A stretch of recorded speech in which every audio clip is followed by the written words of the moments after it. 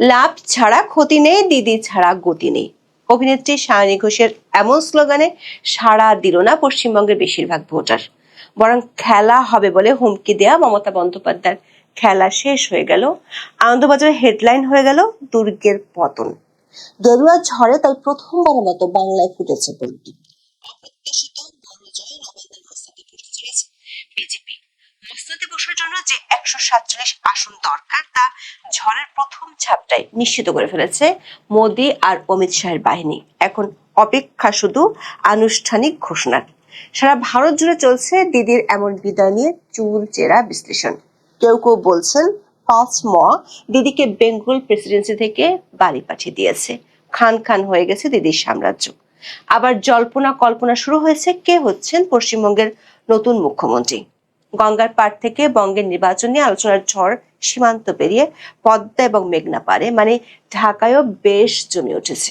তবে সে আলোচনা একেবারেই ভিন্ন। ঢাকায় আলোচনা হচ্ছে পশ্চিমবঙ্গে বিজেপির আধিপত্য বাংলাদেশের জন্য কি বার্তা নিয়ে আসছে তা নিয়ে। পশ্চিমবঙ্গে বিজেপির উত্থান বাংলাদেশকে চাপের মুখে পড়বে। প্রশ্ন উঠেছে সীমান্ত থেকে পানির মতো দৃশ্যমান সমস্যাগুলো নিয়ে কি দুই প্রতিবেশীর মধ্যকার সম্পর্কে নতুন মেরুকরণ দেখা দিবে, নাকি বাংলাদেশের রাজনীতিতে আওয়ামী লীগ ও শেখ হাসিনা ইস্যু এবং সংখ্যালঘু নির্যাতন নিয়ে নতুন করে জটিল হবে মোদী তারেক সম্পর্ক। বিস্তারিত জানতে চলুন যাওয়া যাক বিশ্লেষণ। বহু বছর আগে অটল বিহারী বাজপেয়ী আক্ষেপ করে বলেছিলেন ভারতের বিভিন্ন প্রান্তে বিজেপি সাফল্য পেলেও পশ্চিমবঙ্গে শক্ত ভিত্তি গড়তে পারছে না। এটা তার জন্য ছিল অত্যন্ত কষ্টের। দেশটির প্রয়াত এই প্রধানমন্ত্রীর আক্ষেপ এবার ঘুচতে যাচ্ছে। রাত 10টা পর্যন্ত ভারতের একাধিক সংবাদ মাধ্যমের খবরে বলা হচ্ছে পশ্চিমবঙ্গের 293টি আসনের মধ্যে 208টি আসনে পদ্ম ফুল ফুটে গেছে, যেখানে মমতার তৃণমূল কংগ্রেস মাত্র 79টি আসনে জয় পাচ্ছে। অথচ সরকার গঠনের জন্য দরকার 147টি আসন। ফলে পশ্চিমবঙ্গে তৃণমূল কংগ্রেসের 15 বছরের শাসনের অবসান হতে চলেছে। এমন অবস্থায় সামাজিক যোগাযোগ মাধ্যমে খেলা শেষ লেখা বার্তা দিয়েছে বিজেপি। 2021 সালে পশ্চিমবঙ্গের বিধানসভা নির্বাচনের আগে তৃণমূল নেতা অনুব্রত মণ্ডল খেলা হবে স্লোগান দেন, যা পরবর্তীতে ব্যাপক ভাইরাল হয়। এরপর পশ্চিমবঙ্গের মুখ্যমন্ত্রী মমতা ব্যানার্জিও এই স্লোগান একাধিকবার ব্যবহার করেছেন। তাদের সে স্লোগানের জবাবে বিজেপি এবার লিখলো খেলা শেষ। দলের এই জয়কে স্মরণীয় আখ্যা দিয়ে প্রধানমন্ত্রী নরেন্দ্র মোদী বলেছেন পশ্চিমবঙ্গে পদ্ম ফুটেছে। দর্শক, পশ্চিমবঙ্গের এবারের নির্বাচনটি কয়েকটি কারণে বেশ ব্যতিক্রম ছিল। প্রথমত, পশ্চিমবঙ্গ বরাবরই রাজনৈতিক সহিংসতার জন্য পরিচিত।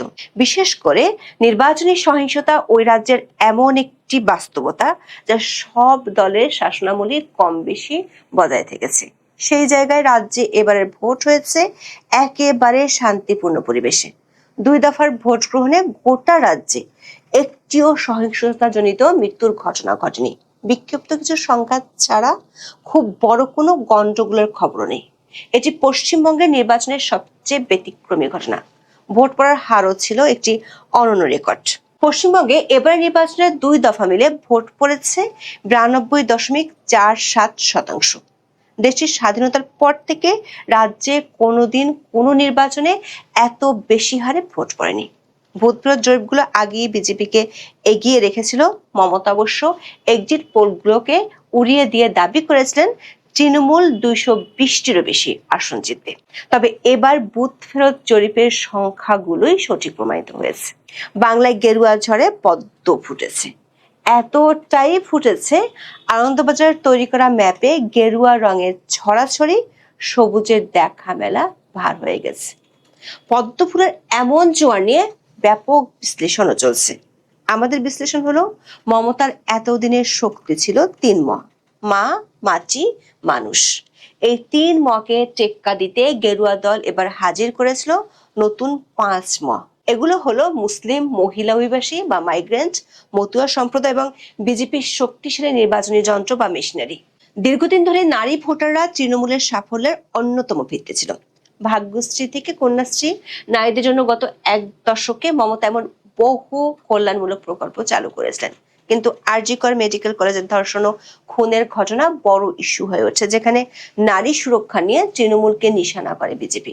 এমনকি পানিহাটি আসন থেকেও ওই ঘটনার শিকার নারীর মাকেও প্রার্থী করা হয়। ঐতিহাসিকভাবে পশ্চিমবঙ্গের প্রায় 27% মুসলিম ভোটার ক্ষমতার সমীকরণ নির্ধারণে গুরুত্বপূর্ণ ভূমিকা পালন করে। 2021 সালে মুসলিম প্রধান আসনগুলোতে তৃণমূলের বড় জয়ের পেছনে সংখ্যালঘু ভোটের একত্রীকরণ বড় কারণ ছিল। কিন্তু 2026 সালে মালদা, মুর্শিদাবাদ ও উত্তর দিনাজপুরের মতো গুরুত্বপূর্ণ জেলাগুলোতে ভোটের ধরনে পরিবর্তনের ইঙ্গিত মিলেছে। অল ইন্ডিয়া মজলিসে ইত্তেহাদুল মুসলিমিন কুরাল মেরেছে তৃণমূলের মুসলিম ভোটে। দর্শক, পশ্চিমবঙ্গে নির্বাচনের ফলাফল কি হতে যাচ্ছে তা এখন সবাই আঁচ করতে পারছে। ফলে এখন সবার নজর ধীরে ধীরে দলটির মুখ্যমন্ত্রী পদপ্রার্থীর দিকে সরছে। নির্বাচনের আগে কেন্দ্রীয় স্বরাষ্ট্রমন্ত্রী অমিত শাহ বরাবরই বলেছেন কোনো এক বাঙালি রাজ্যের মুখ্যমন্ত্রী হবেন। মুখ্যমন্ত্রী মমতা বন্দ্যোপাধ্যায়ের তৃণমূল কংগ্রেসের তোলা বহিরাগত তত্ত্বের পাল্টা জবাব দিতে অমিত শাহের এই মন্তব্য ছিল। বিজেপির জয় পেলে মুখ্যমন্ত্রী হওয়ার দৌড়ে এগিয়ে থাকা সম্ভাব্য প্রার্থীদের একটি তালিকা তুলে ধরেছে ভারতীয় সংবাদ মাধ্যম দ্য ইন্ডিয়ান এক্সপ্রেস ও দ্য ইন্ডিয়া টুডে। রাজ্যের শীর্ষ পদের জন্য বেশ কয়েকজন প্রভাবশালী বিজেপি নেতার নাম উঠে এসেছে। বর্তমান ভোট গণনার ট্রেন্ড অনুযায়ী এই সব প্রার্থী নিজ নিজ আসনে এগিয়ে রয়েছেন। কারা তারা? অবধারিতভাবে সবার আলোচনায় প্রথমে যার নাম উঠে আসছে তিনি হলেন বর্তমানে বিরোধী দল নেতা শুভেন্দু অধিকারী। মাত্র কয়েকদিন আগে নির্বাচনী প্রচারণায় তিনি শেখ হাসিনাকে এখনো বাংলাদেশের বৈধ প্রধানমন্ত্রী এবং তাকে সসম্মানে বাংলাদেশের ক্ষমতায় ফিরিয়ে দেওয়ার কথা বলে বাংলাদেশে বেশ আলোচনার জন্ম দিয়েছিলেন। এই শুভেন্দু অধিকারী একসময় মমতার দলেই ছিলেন। নন্দীগ্রাম আন্দোলনের সময় মমতার ডান হাত ছিলেন তিনি। 2021 সালের নির্বাচনের মাত্র কয়েক মাস আগে 2020 সালের ডিসেম্বরে তার বিজেপিতে যোগ দেওয়া তৃণমূল নেত্রীর জন্য বড় ধাক্কা ছিল। সে সময় নন্দীগ্রামে মমতাকে হারিয়ে শুভেন্দু আলোড়ন ফেলে দিয়েছিলেন। মুখ্যমন্ত্রী পদের দৌড়ে অন্যতম নাম বিজেপির রাজ্য সভাপতি শ্রমিক ভট্টাচার্য। আরএসএস এর আদর্শে গড়ে ওঠা অভিজ্ঞ নেতা 2024 সাল থেকে রাজ্যসভার সদস্য। বিজেপি কোনো বাঙালি মুখ বেছে নিতে চাইলে শ্রমিক ভট্টাচার্য হবেন অন্যতম সেরা বিকল্প। এরপর উঠে আসছে সাবেক সাংবাদিক স্বপন দাশগুপ্তর নাম। এছাড়া আছেন সাবেক রাজ্য সভাপতি দিলীপ ঘোষ। যদিও 2024 সালের লোকসভা নির্বাচনের পর তিনি দল থেকে কিছুটা দূরে সরে গিয়েছিলেন, তবে গত জানুয়ারিতে কেন্দ্রীয় স্বরাষ্ট্রমন্ত্রী অমিত শাহের সঙ্গে সাক্ষাৎ হওয়ার পর তাকে আবারও মূলধারায় ফিরিয়ে আনা হয়। রাজ্য বিজেপির আরেক সাবেক সভাপতি সুকান্ত মজুমদার বর্তমানে ভারতের প্রধানমন্ত্রী নরেন্দ্র মোদী নেতৃত্বাধীন মন্ত্রিসভার কেন্দ্রীয় মন্ত্রী। বিজেপি তাদের শক্তিশালী ঘাঁটি উত্তরবঙ্গ থেকে কাউকে শীর্ষ পদের জন্য বেছে নিতে চাইলে তিনি অন্যতম পছন্দ হতে পারেন। দ্য ইন্ডিয়া টুডে তাদের রিপোর্টে দুইজন নারীকে সম্ভাব্য মুখ্যমন্ত্রীর পদে জায়গা দিয়েছেন। একজন হলেন অগ্নিমিত্র পাল। ফ্যাশন ডিজাইনার অগ্নিমিত্র বাংলায় বিজেপি মহিলা মঞ্চের প্রধান ছিলেন। খুব দ্রুতই রাজ্যের ভাইস প্রেসিডেন্ট হয়েছেন তিনি। আরেকজন নারী হলেন রাজ্যসভার সদস্য নামকরা অভিনেত্রী রূপা গাঙ্গুলি। সোনাপুর দক্ষিণের এমএলএ রূপা গাঙ্গুলি 2 বছর ধরে বাংলার বিজেপি মহিলা মঞ্চের সভাপতি হিসেবে দায়িত্ব পালন করছেন। দর্শক, 1.5 দশকের তৃণমূল কংগ্রেসের আধিপত্য ভেঙে বিজেপির এই নিরঙ্কুশ উত্থান কেবল পশ্চিমবঙ্গের অভ্যন্তরীণ রাজনীতি নয়, বরং পার্শ্ববর্তী দেশ হিসেবে বাংলাদেশের ভূ রাজনৈতিক সমীকরণ, সীমান্ত অর্থনীতি এবং ঢাকা দিল্লি সম্পর্কেও সুদূর প্রসারী প্রভাব ফেলবে। বাংলাদেশের মানুষের মধ্যে বিশেষ করে সামাজিক মাধ্যমে পশ্চিমবঙ্গের ক্ষমতার এই পরিবর্তন নিয়ে ব্যাপকভাবে আলোচনা হচ্ছে। বাংলাদেশ ও ভারতের মধ্যকার সীমান্ত হলো 4096 কিলোমিটার। এই দীর্ঘ সীমান্তের মধ্যে কেবল পশ্চিমবঙ্গের সঙ্গে বাংলাদেশের সীমান্ত রয়েছে 2217 কিলোমিটার। তাই পশ্চিমবঙ্গের ক্ষমতার পালাবদলের বাতাস না চাইলেও ঢাকার দেয়ালে দেয়ালে আঘাত হয়েছে। প্রশ্ন হলো 2026 সালের ফেব্রুয়ারিতে বাংলাদেশের তারেক রহমানের নেতৃত্বে বিএনপি সরকার ক্ষমতা আসার পরপরই পশ্চিমবঙ্গে বিজেপি ক্ষমতায় আসায় বাংলাদেশ ভারত সমীকরণ কি নতুন কোনো রূপ নেবে, নাকি এই সম্পর্ক আরো জটিল হয়ে উঠবে? এতদিন কেন্দ্রে বিজেপি এবং রাজ্যে তৃণমূল থাকায় অনেক ক্ষেত্রে বাংলাদেশ ইস্যুতে দিল্লি নীতির সঙ্গে কলকাতার মতবিরোধ দেখা যেত। যেমন তিস্তা চুক্তিতে মমতা বন্দ্যোপাধ্যায় ছিলেন সবচেয়ে বড় রাজনৈতিক বাধা, আবার অন্যদিকে বিজেপির মুসলিম বিরোধী প্রচারণার বিরুদ্ধে তিনি ছিলেন সোচ্চার। কিন্তু এবার পশ্চিমবঙ্গে ডাবল ইঞ্জিন সরকার এসে গেছে। কেন্দ্রে ও রাজ্যে একই দলের সরকার হওয়ায় রাজ্যটি কি দিল্লির কেন্দ্রীয় নীতিমালার সঙ্গে পুরোপুরি যুক্ত হয়ে যাবে? ধরে নেওয়া যায় কেন্দ্র যদি বাংলাদেশের সঙ্গে সম্পর্ক জোরদার করতে চায় তবে কলকাতা আর কোনো বাধা হয়ে দাঁড়াবে না, কিন্তু নেতিবাচক দিকও আছে। সেটি হলো কেন্দ্রীয় সরকারের কোনো বাংলাদেশ বিরোধী সিদ্ধান্ত পশ্চিমবঙ্গেও খুব সহজে বাস্তবায়িত হবে, যা বাংলাদেশের জন্য বড় রকমের অস্বস্তির কারণ হতে পারে। শেষ বিচারে এখন কলকাতার চেয়ে দিল্লির সিদ্ধান্তই দ্বিপাক্ষিক সম্পর্কে নিরঙ্কুশ প্রভাব রাখবে। পশ্চিমবঙ্গ ক্ষমতার পালা বদলে সামনের দিনগুলোতে ভারত বাংলাদেশ সম্পর্কে বড় প্রশ্ন হলো তিস্তা চুক্তির জট কে খুলবে। 2011 সালের সেপ্টেম্বরে ভারতের তৎকালীন প্রধানমন্ত্রী ডক্টর মনমোহন সিং ঢাকা সফর করেন। তার শেষ সফরে তিস্তা নদীর পানি বন্টন চুক্তি স্বাক্ষরের সব প্রস্তুতি শেষ হয়েছিল। শুষ্ক মৌসুমে প্রায় সমতা ভিত্তিক পানি বন্টনের সেই রূপরেখা কেবল মমতা বন্দ্যোপাধ্যায়ের আপত্তিতে আটকে যায়। এখন মমতার অনুপস্থিতিতে সেই জট খোলার একটি তাত্ত্বিক সুযোগ তৈরি হয়েছে, তবে বাস্তব পরিস্থিতি অতটাও সহজ নয়।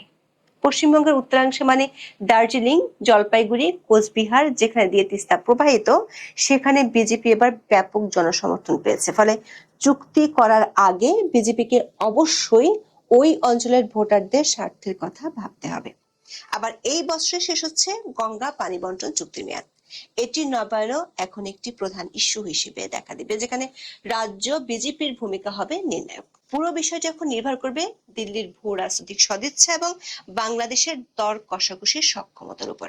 বিশেষজ্ঞরা মনে করেন 2024 সালের 5ই আগস্টের পরে তৈরি হওয়া নানা পরিস্থিতির কারণে পর্দার আড়ালের দিল্লির এমন কিছু চাওয়া আছে যেগুলো কোনো আনুষ্ঠানিক চুক্তিতে কাজ করবে না। এগুলো নিয়ে দর কষাকষি হবে আড়ালে। শুভেন্দু অধিকারী যখন প্রকাশ্যে ঘোষণা দেন শেখ হাসিনা এখনো বৈধ প্রধানমন্ত্রী, তখন সেটি কেন্দ্রের অনুমতি ছাড়া হওয়ার কথা নাই। আবার পশ্চিমবঙ্গে বিজেপি জেতায় বাংলাদেশে এনআরসি, নাগরিকত্ব সংশোধনী আইন এবং অবৈধ অনুপ্রবেশ ইস্যুগুলোকে নতুন করে সামনে আনতে পারে। এই ইস্যুগুলো বাংলাদেশের জন্য অস্বস্তিকর হলেও এগুলো কতটা প্রভাব ফেলবে তা নির্ভর করবে ঢাকা দিল্লি সামগ্রিক সম্পর্কের উপর। সম্পর্ক যদি স্থিতিশীল ও মর্যাদাপূর্ণ থাকে তবে এসব ইস্যু নিয়ে খুব বেশি নাড়াচাড়া হবে না, কিন্তু সম্পর্কে টানাপোড়েন থাকলে এগুলোকে রাজনৈতিক হাতিয়ার হিসেবে ব্যবহারের পূর্ণ আশঙ্কা রয়েছে। আসামের মুখ্যমন্ত্রী হিমন্ত বিশ্ব শর্মা যেভাবে রাতের অন্ধকারে পুশব্যাকের কথা বলেছেন, পশ্চিমবঙ্গ সরকার যদি একই পথে হাঁটে তবে তার সীমান্ত পরিস্থিতিকে জটিল করে তুলবে।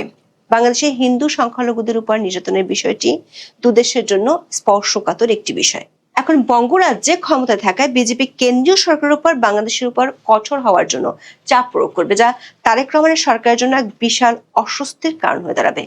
এর মধ্যে মোদী সরকার বাংলাদেশে হাই কমিশনার হিসেবে প্রথমবারের মতো কূটনীতিকের পরিবর্তে ঝানু রাজনীতিককে নিয়োগ দিয়েছে।